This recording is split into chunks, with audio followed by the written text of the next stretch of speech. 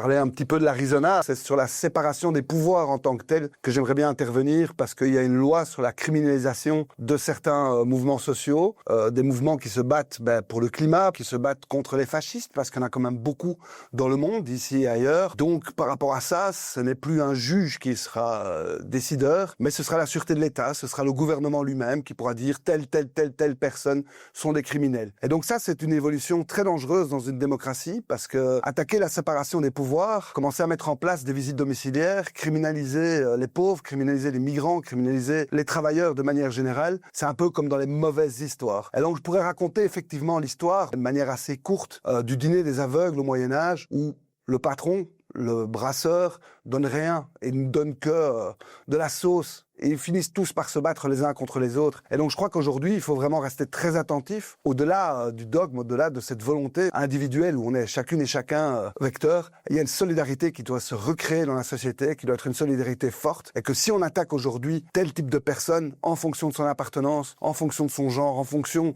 de son statut, il faut qu'on réagisse ensemble. Et donc, on ne peut pas continuer à laisser passer ça. Le 14 octobre, soyons dans la rue.